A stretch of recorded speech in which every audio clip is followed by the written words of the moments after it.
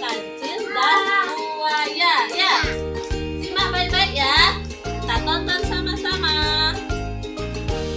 Kumpulan dongeng dan cerita anak. Yuk dukung Riri dengan menekan tombol subscribe. Jangan lupa bunyikan lonceng. Selamat menonton.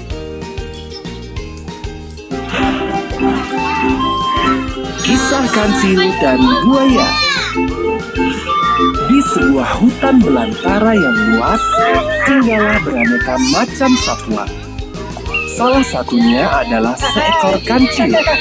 Kancil yang satu ini terkenal akan kepintarannya. Selain pintar, ia juga sangat ramah. Hai bebek, asik sekali kamu berenang. Iya kancil, air di sini sangat segar. Semua hewan di hutan itu merasa senang dengan kancil. Selamat pagi kancil. Selamat pagi berang-berang. Dan jalan-jalan kancil. Iya Kura, hari ini udara segar. Sayang kalau dilewatkan. Dan ketika mereka mempunyai masalah, kancil dengan senang hati akan membantu memecahkan permasalahan tersebut. Hal menarik terjadi saat kancil jalan-jalan hari ini. Langkahnya terhenti karena ia seperti mendengar sesuatu. Ternyata ada anak ayam yang terperosok masuk ke lubang. Mereka tidak bisa keluar karena tanah itu terlalu tinggi bagi mereka untuk dilompati. Tenanglah, aku akan membantu mengeluarkan kalian. Kancil pun masuk ke dalam lubang untuk membantu anak ayam tersebut. Naiklah ke punggungku, kita akan keluar dari lubang ini. Satu persatu, anak ayam itu naik ke atas punggung kancil. Dengan mudahnya, kancil membawa keluar anak-anak ayam dari dalam lubang. Setelah keluar dari lubang, kancil mengantarkan anak ayam itu ke induknya. Sepanjang perjalanan, mereka bernyanyi bersama. Aku anak sehat, tubuhku kuat. Na na na na na na na na na na na.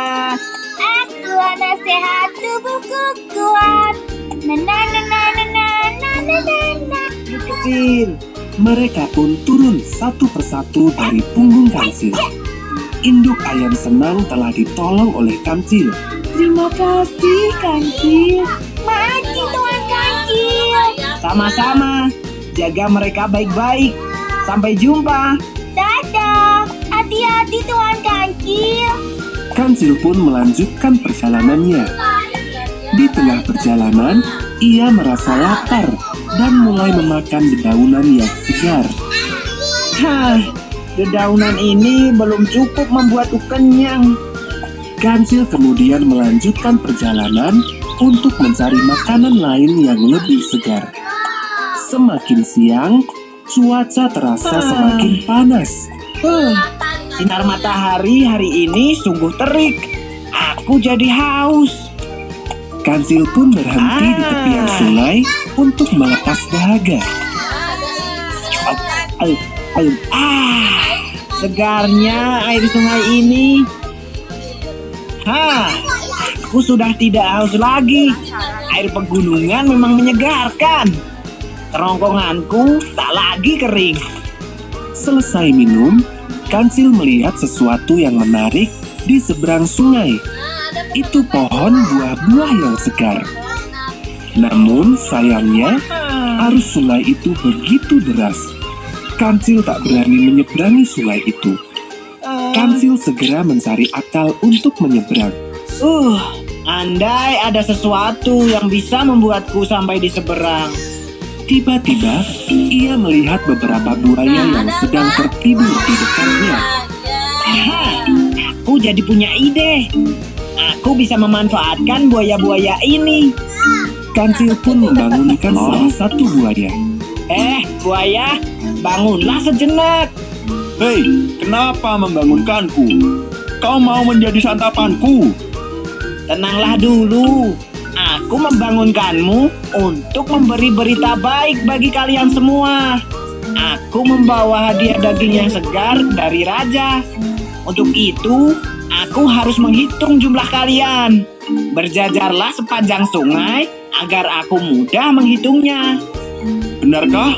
Kalau begitu, akan kupanggilkan teman-temanku lainnya. Buaya lalu mencebur ke sungai untuk memanggil teman-teman lainnya. Sementara itu, Kancil tertawa kecil. Semoga saja buaya-buaya itu terperdaya oleh tipuanku. Hai teman-teman, kemarilah. Aku punya berita bagus buat kalian.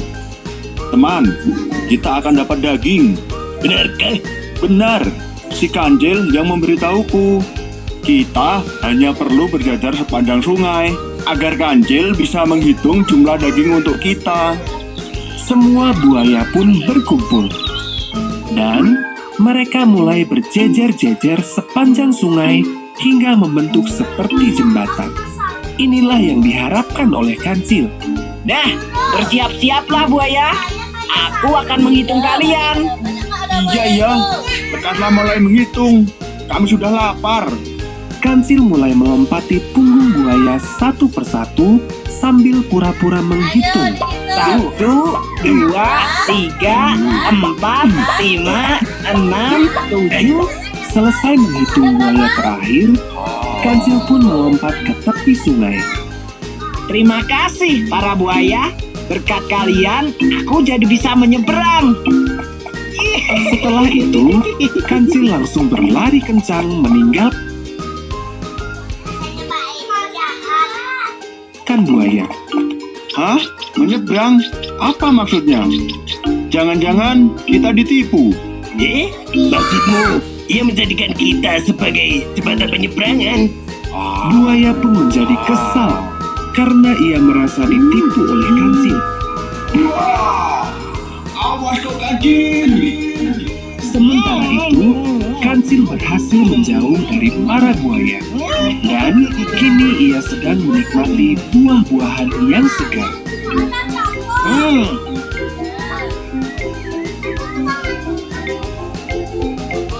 Dengarkan pesan moralnya. Pesan moral dari cerita ini adalah Kancil menipu buaya agar ia bisa menyeberang dan mendapatkan keinginannya.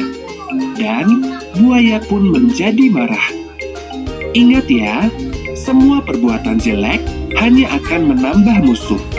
Gunakan kecerdasanmu hanya untuk hal-hal baik saja.